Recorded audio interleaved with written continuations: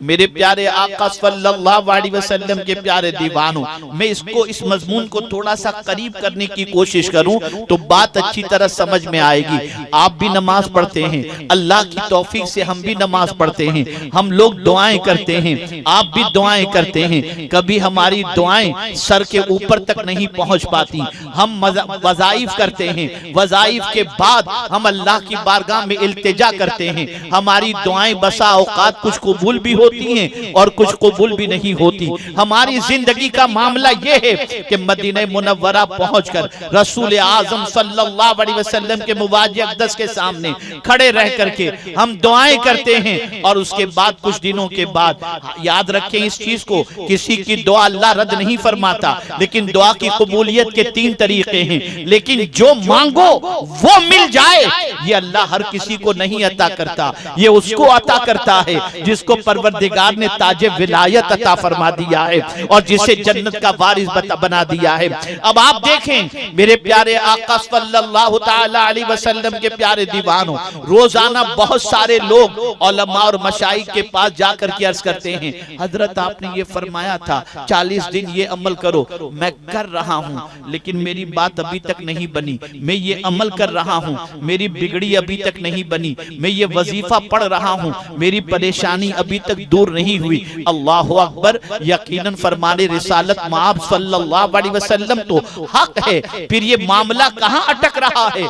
तो सुन लें, आकाए करीम सल्लल्लाहु तआला अलैहि वसल्लम ने उसकी दुआ की कबूलियत का वादा फरमाया है और बशारत अता फरमाई जिसके हलक के नीचे हलाल का लुकमा उतरता हो और फिर वो बंदा बारगाहे समदियत में हाथ उठाए तो इससे पहले कि वो अपनी ज़बान से कुछ कहे, उसके इरादे पर मौला उसकी हाजतों को पूरी फरमा दिया करता है। ऐ रसूल आज़म सल्लल्लाहु अलैहि वसल्लम के दीवानों, अब आइए मैं आपको बताऊं, एक अमल अगर पूरी दुनिया का मुसलमान इख्तियार कर ले, पूरी दुनिया का मुसलमान अपना ले, पूरी दुनिया का मुसलमान उसका आदी बन जाए, मैं यकीन के साथ कहता हूँ औलिया के फैजान से, रसूल आजम के फैजान से, कुरान मुकद्दस के फैजान से अल्लाह उसकी भी बिगड़ी बना देगा, उसके भी काम बना देगा। वो चीज कौन सी है? तो वो तकवा की दौलत है, वो अल्लाह से डरने की दौलत है। आइए मैं आपको बताऊं, कुरान ने जब वली की तारीफ की तो कहा अल्लदीना आमनु व कानू यत्तकून, जो ईमान वाले हैं और अल्लाह से डरते हैं वो अल्लाह के वली हैं। मेरे प्यारे आका सल्लल्लाहु अलैहि वसल्लम के प्यारे दीवानों, आपका हमारा डरना, ये डरना सिर्फ जबानी है, अमलन हमारी जिंदगी में अल्लाह का डर दूर तक दिखाई नहीं देगा। यही वजह तो है कि हम अगर अपने बच्चे को उंगली उठाकर कहें बेटे इधर आओ तो बेटा बात नहीं मानता, लेकिन गौसे पाक मुर्दे को ठोकर मारे तो मुर्दा जिंदा होता दिखाई देता है। या अल्लाह माजरा क्या है? मुर्दे को गौसे पाक ने खिलाया नहीं, ठोकर मारते हैं तो जिंदा हो जाता है। जिस बच्चे को पूरी जिंदगी खिलाए हैं वो बच्चा बात नहीं मानता तो जवाब मिलेगा गौसे पाक का कदम गुनाहों की तरफ नहीं उठा, गौसे पाक का कदम अल्लाह के इरशाद के खिलाफ नहीं उठा। और इतना अजीम कदम था गौसे पाक का कि गौसे पाक फरमाते हैं कदमी हादिही अला रक़बति कुल्ल वलिय्यिल्लाह, कि मेरा ये कदम सारे औलियाए किराम की गर्दन पर है। आइए समझते हुए चलें, ऐ रसूल आजम सल्लल्लाहु अलैहि वसल्लम के दीवानों, गौसे पाक जो कह दे मौला वो कर दे, गौसे पाक जो चाहे मौला वो कर दे, गौसे पाक जो कह दे मौला उसे कबूल कर ले। बल्कि गौसे पाक रज़ी अल्लाह तआला अन्हु अगर ये चाहे कि इस चोर को मैं कुतुब बना देना चाहता हूँ तो मौला चोर को भी कुतुब के मकाम पर फाइज फरमा दे। मैं सब हैरान हूँ, या अल्लाह ये माजरा क्या है? सारी बातें गौसे पाक की सुनी जा रही हैं, सारी बातें गौसे पाक की कबूल की जा रही हैं, सारा काम गौसे पाक का होता चला जा रहा है। तो कुरान कहता है वमन यत्तकिल्लाह यजअल लहू मिन अम्रिही युसरा, जो अल्लाह से डरता है अल्लाह उसके सारे काम को आसान फरमा दिया करता है। ऐ रसूल आजम सल्लल्लाहु अलैहि वसल्लम के दीवानों, आज के इस क्राइसिस के पीरियड के अंदर, आज के कोरोना वायरस और लॉकडाउन के पीरियड के अंदर तंगिए रिस्क की शिकायत हर कोई करता डरता दिखाई देता है। लेकिन आइए, अगर कोई ये चाहता हो अल्लाह रोजी में बरकत अता फरमा दे, अल्लाह रिस्क में कुशादगी अता फरमा दे, अल्लाह बेहिसाब रोजी अता फरमा दे, तो वहां भी कुरान कहता है वमन यत्तकिल्लाह यजअल लहू मखरजा व यरज़ुक़हु मिन हैसु ला यहतसिब। अल्लाहु अकबर, मैं हैरान हूं, अमल एक है, बेहिसाब रोजी का वादा मिल रहा है।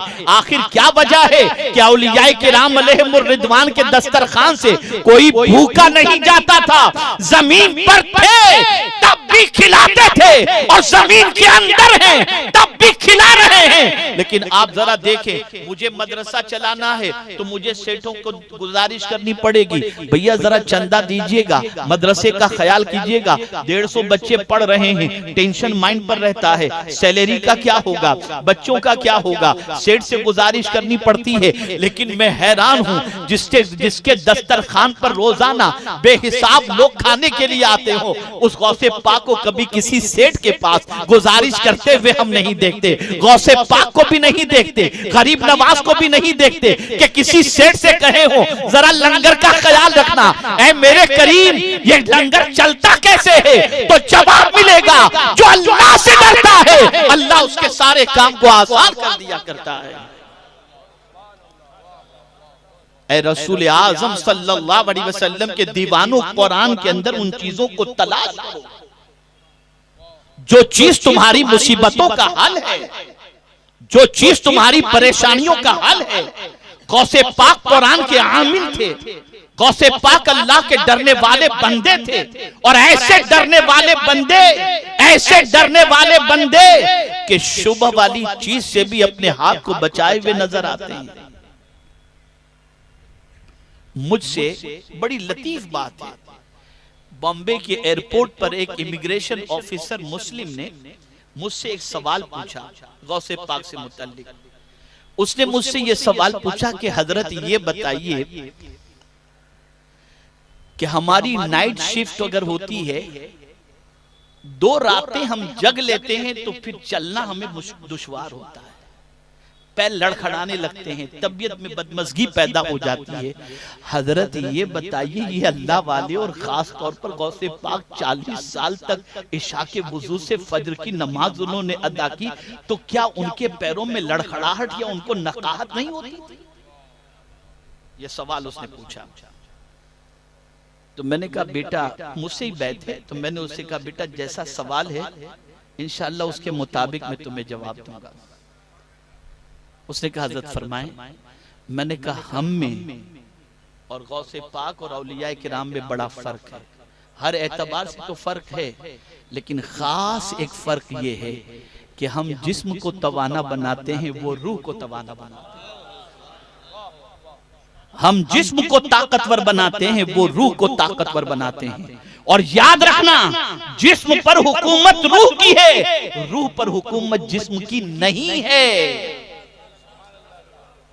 और रूह की गिज़ा अलग है, जिस्म की गिज़ा अलग है, जिस्म की बीमारी अलग है, रूह की बीमारी अलग है। जिस्म बीमार हो पता चल जाता है, रूह भी बीमार हो तो पता चल जाए। जिस्म बीमार हो तो खाना अच्छा नहीं लगता, जिस्म बीमार हो तो पानी अच्छा नहीं लगता, जिस्म बीमार हो तो शरबत अच्छा नहीं लगता, और रूह बीमार हो तो नेकियां अच्छी नहीं लगती। रूह बीमार हो तो अल्लाह की इबादत में मजा नहीं आता, रूह बीमार हो तो सजदे में कैफ नहीं मिला करता, रूह बीमार हो तो अल्लाह से डरने का जज्बा पैदा नहीं होता। ऐ रसूल आजम के दीवानों, जिस्म को तवाना बनाने के लिए इंसान टॉनिक इस्तेमाल करता है, और रूह को तवाना बनाने के लिए कुरान की तिलावत करनी चाहिए, सजदा करना चाहिए, बंदगी रब करना चाहिए, रोजे रखने चाहिए, अल्लाह की इताअत करनी चाहिए, हलाल गिज़ा खानी चाहिए। मैं पूरे चैलेंज के साथ कहता हूं, जरा रूह को तवाना बनाने की कोशिश करो, जरा रूह के इलाज की कोशिश करो, जरा रूह के सिलसिले में मेहनत और मशक्कत करो, तो पता चलेगा। मेरे प्यारे आका सल्लल्लाहु तआला अलैहि वसल्लम के प्यारे दीवानों, तो अर्ज ये कर रहा था, एक अमल है। और मैं जब कुरान का मुताला और रसूल आजम सल्लल्लाहु अलैहि वसल्लम की सीरत को पढ़ता हूँ तो मुझे हैरत होती है कि इस एक अमल पर इतना उभारा गया है, तकवा पर इतना उभारा गया, इतना उभारा गया, इतना उभारा गया कि हद तो ये है कि तकरीब निकाह की है, तकरीब निकाह की है। लेकिन हुजूर सल्लल्लाहु अलैहि वसल्लम खुतबे में जो आयत पढ़ते हैं वो भी तकवा। ये नहीं पढ़ रहे फन के हु महताब लकुम मिनन निसाई मसना वसुला सवरुबा। ये नहीं पढ़ते वमिन आयाते ही अन खलक लकुम मिन अनफुसिकुम अज़वाजन लितस्कुनु इलैहा।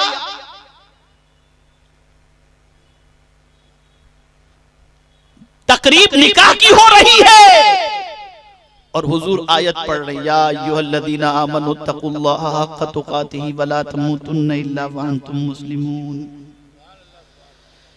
या अय्युहल्लज़ीना आमनु तक़ुल्लाहा वक़ूलू क़ौलन सदीदा। या अय्युहन्नासु तक़ू रब्बकुमुल्लज़ी ख़लक़कुम मिन नफ्सिन वाहिदा। या अल्लाह, ये तक़वा हर जगह क्यों लाया जाता है?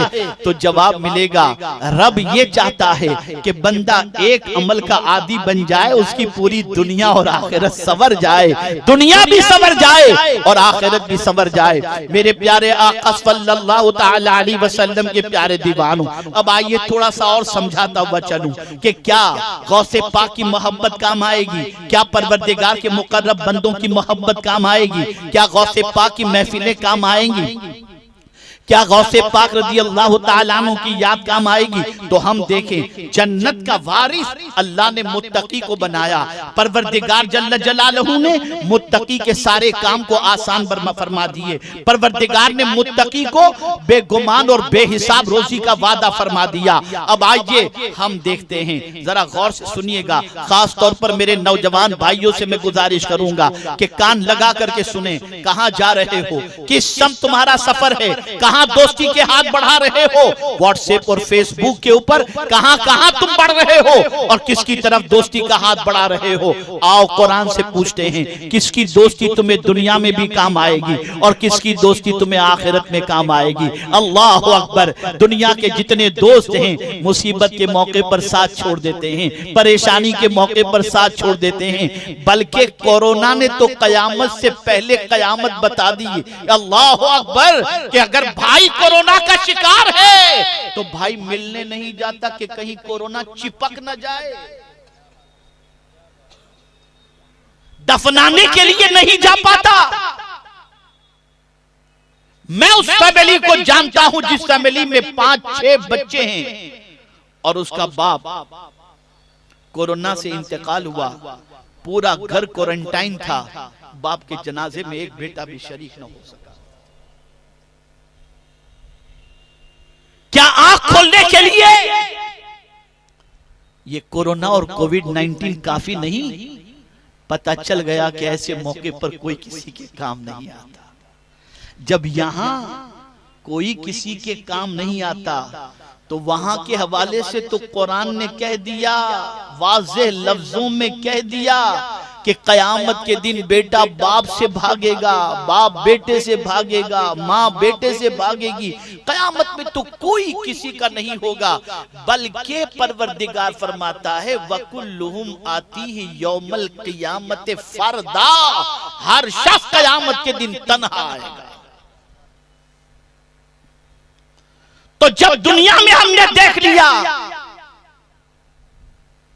कि इस छोटी सी दुनिया के अंदर मुसीबत में हमारे कोई काम नहीं आता, तो कयामत की जब नफ्सी नफ्सी की कैफियत होगी, यहां तक फरमाया गया कि मां अल्लाह की बारगाह में अर्ज करेगी, मेरे मौला मेरे बच्चे को फिदिये में ले ले, इसे जहन्नम में डाल दे लेकिन मुझे जन्नत में डाल दे। मां कहेगी अल्लाह की बारगाह के अंदर।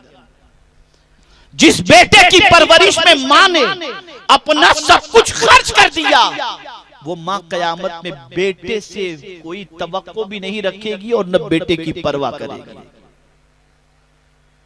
एक दूसरे से भाग रहे होंगे,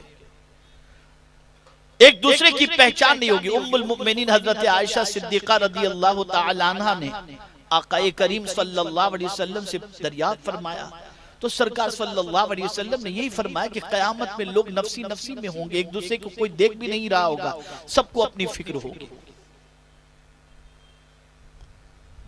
लेकिन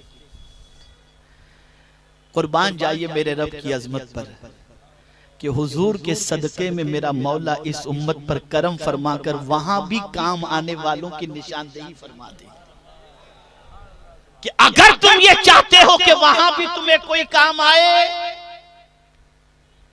तो आओ मैं तुम्हें निशानदेही कर देता हूं।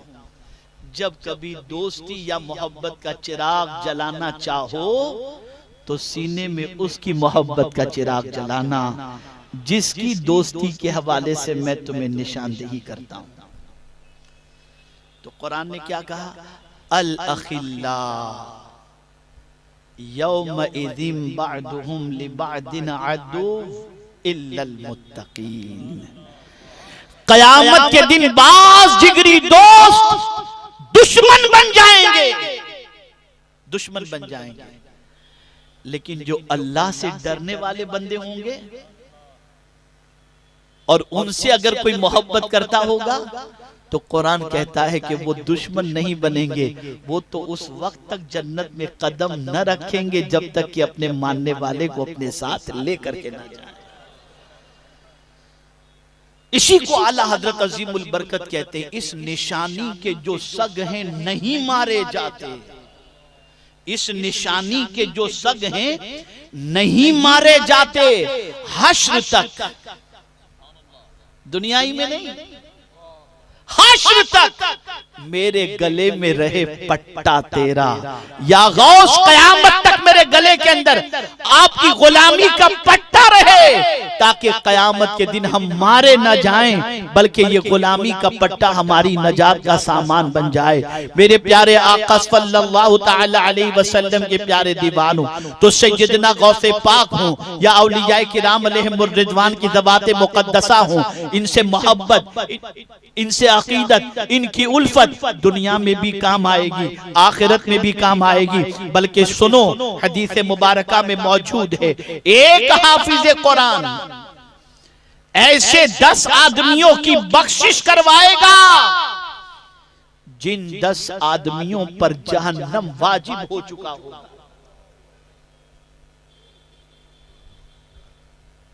कौन सा हाफिज कुरान? जो आम हाफिज कुरान से हिफ्ज किया, जो 4 साल की उम्र में हिफ्ज करना शुरू किया और फिर 10 साल की, 8 साल की, 11 साल की, 12 साल की, 14 साल की उम्र में जिसने हिफ्ज मुकम्मल किया, जब उसकी ये शान है तो जो गौस माँ के पेट से 17 पारे के हाफिज बनकर पैदा हों, उस गौस की शान क्या होगी, उनका मकाम क्या होगा, उनका मर्तबा क्या होगा। ऐ रसूल गिरामी वकार सल्लल्लाहु अलैहि वसल्लम के दीवानों, ये कौम बहकती नहीं, मुसलमान आवारा न होते, मुसलमान बिगड़े हुए रास्ते के मुसाफिर न होते, मुसलमान नौजवान आवारा न बनते अगर मुसलमानों के दिलो दिमाग के अंदर अल्लाह के वलियों की मोहब्बत होती, उनके दिलो दिमाग के अंदर अल्लाह के दोस्तों की मोहब्बत का चिराग जलाया गया होता। मैं आपको मिसाल के जरिए समझाता हूँ, खुदा की कसम, अल्लाह के वली के करीब कोई बैठ जाए तो अल्लाह के वली उसे खुदा से करीब कर देते हैं। आपको मैं मिसाल के जरिए समझाऊं, आप मुंबई में रहते हैं, आपका बड़ा आलीशान फ्लैट है, आपका बेडरूम भी बड़ा जबरदस्त है, एसी भी लगा हुआ है, सारी सहूलतें आपके पास हैं, लेकिन फज्र के लिए मस्जिद में नहीं जाते, कुरान शरीफ जल्दी से तिलावत नहीं करते, अल्लाह अकबर। लेकिन आप यहाँ से गए अजमेर मुकद्दस, वहां पहुंचे, खादिम के हुजरे में रह रहे हैं, खादिम के कमरे में नीचे बिस्तर लगा हुआ है, एसी भी नहीं है, जो खादिम खाना खिला दे वो खा लें, लेकिन जैसे ही अजान हुई जल्दी से भागे मस्जिद में कि नमाज पढ़ लूं, चलो कुछ कुरान कर लूं। या अल्लाह, माजरा क्या है, अपने घर में आराम से फ्लैट में रहते हुए कभी कुरान की इतनी फिक्र नहीं हुई, इतनी नमाज की फिक्र नहीं हुई, और वहां पहुंचने के बाद ये फिक्र कैसे हो गई? तो जवाब मिलेगा, वहां तू घर वाले के करीब था, यहाँ अल्लाह वाले के करीब हो गया। तो जब तू अल्लाह वाले के करीब होता है तो अल्लाह वाले तुझे खुदा से करीब कर दिया करते